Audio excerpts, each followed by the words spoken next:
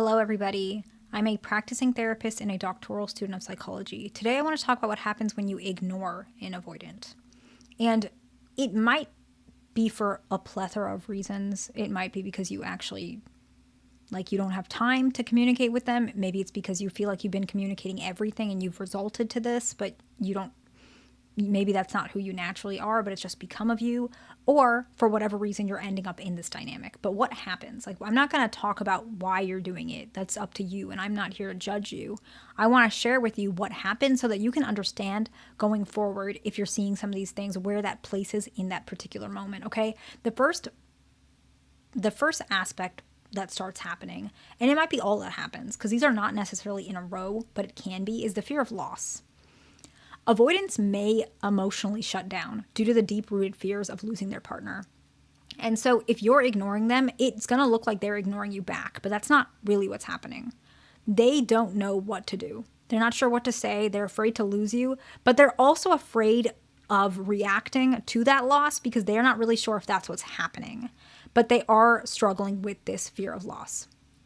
And it's difficult because if you're actively ignoring them because you want a reaction out of them, it might take a while, or it might not happen at all. But if you ignore them because it was an accident, communicate with them and reassure them that you're not necessarily leaving. It was just like you were just busy, or you thought that that's what they wanted, whatever it is, right? But communicating clearly can really help this one, because the fear of loss can trigger avoidance to the point where they might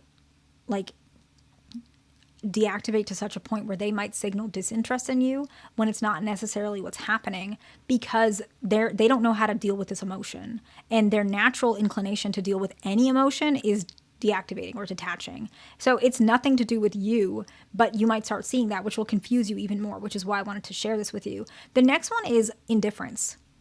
Some avoidants may actually display indifference to their partner's detachment, and both can be because they care about you, but also because they don't care about you. So it really depends, because if you're seeing indifference and that's all it is, it could be because they don't care, or it could be that they think you're trying to get a rise out of them. And so they don't want you to have control of their emotions. And so they react to it with indifference, not coldness, but indifference. They don't want to reflect too much heavy emotions, but they also are not sure what to think as well, similar to the fear of loss, but just a little bit more calculative.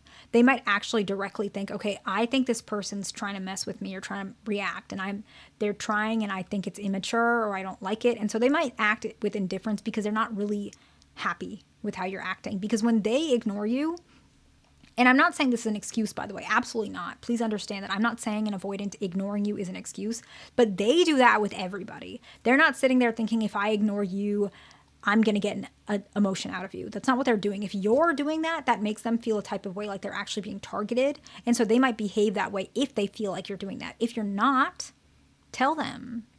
Communicate with them so that they don't actually behave in a way where they think, okay, they just communicate, because you don't want them to think that they're being manipulated if you're not manipulating them. Communicate and say, by the way, if you think I ignored you because I was trying to get a rise out of you, that is not true. I simply forgot, or I simply thought that's what you wanted. This was not my intention at all. And I'm sorry if it felt like that. I'm not that kind of person. That can help so much. And to be honest, you might build so much trust and love with that person by just saying that. Your relationship might improve just from that. And it's a good starting point. The next one is they might lie for stability. I'm not trying to pick on fearful avoidance, but fearful avoidance, you do this, and it's not picking on you. I'm just sharing information, right? Avoidance may lie about their feelings to maintain the relationship equilibrium, especially when confronted about their detachment. So, for example, if you say something like, I don't want to talk to you right now. It seems like we're not, doing anything normally. I feel like our connection is off. I think we need a break for a couple hours or a couple days, and I'll talk to you then. And they might be like, no, I didn't mean it like that. I'm sorry to make you feel so bad. Don't worry, there's nothing wrong. But they're lying. Maybe there is something wrong, or maybe they feel a certain way, but they're not saying that because they don't want you to ignore them. And with fearful avoidance, this can react because of their abandonment wound that they have. And the lie comes from the fact that they feel like the true answer, which is their avoidant side, you might not appreciate. And so they have now decided lying for stability is their best option, right? And unfortunately, this can really cycle, because if they lie for stability and you accept that, who's to blame you, right? It's not your fault. You listen to them lying. then whatever reason was that you were trying to ignore them for or wanting a break for, that will cycle again, and then they'll lie again, and it'll keep cycling, and it'll build up more and more frustration. So this one really needs to be adjusted. All of them do, like, whatever reason, because this is not a stable relationship. But in case that you notice that happening, it does signal care. Pretty much a lot of these come from care, actually. But it's hard to really know the amount of care and where it's coming from. That's why I'm sharing this. And the next one is increased effort. This one is obviously one of the best ones on this list, probably the best one. And the reason why is because the avoidant themselves believes your detachment is justified. Maybe you ignore them, not because you're trying to get a rise out of them, because you simply inwardly cannot be bothered to communicate right now because you feel so hurt. That happens. And if that happens, that means that they've driven to you to that point. So it's not a normal reaction, but sometimes it's the only reaction you have left. And if they feel like the way you act is justified, they may strive to improve the relationship. And there's two versions to this. They may strive to improve it, and it's only temporary until you stop ignoring them or you don't leave them and then they go right back to their old habits, or they permanently work towards fixing. And this one is really important because sadly, this is a lot of times why some avoidants go into couples therapy. Finally, after years and years and years of not healing their attachment wounds, they make a mistake that costs them the potential of their whole relationship. Maybe it's not even a huge mistake, but it's adding up. Let's say we have a husband and a wife. For years, he's ignored her. He's never said that he loved her. Sometimes he crashes out and says things about her he doesn't mean. Maybe he doesn't control his anger. And she's been kind of just putting up with it. But now she's like, I can't do this anymore.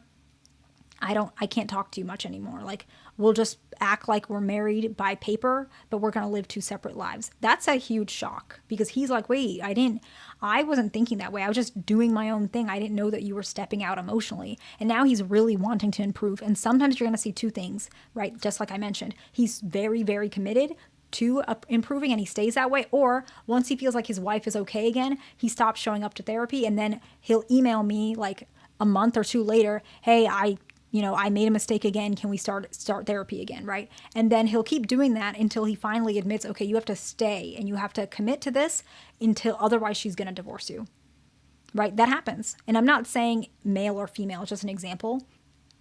But either way, there is something nudging. And so it's a good sign, but it depends on how they take it. The next one is annoyance or anger.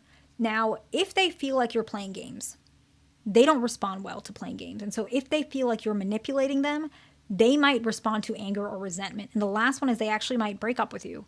Prolonging ignoring an avoidant creates them to feel like they need to leave this relationship. And sometimes if it's a fearful avoidant or even dismissive, but more common with fearful, they might try to move on quickly to the next person to suppress the feeling of shame that they felt when you were ignoring them. And so let's go ahead and summarize. Fear of loss, indifference, lying for stability, increased effort, annoyance or anger, and ending the relationship.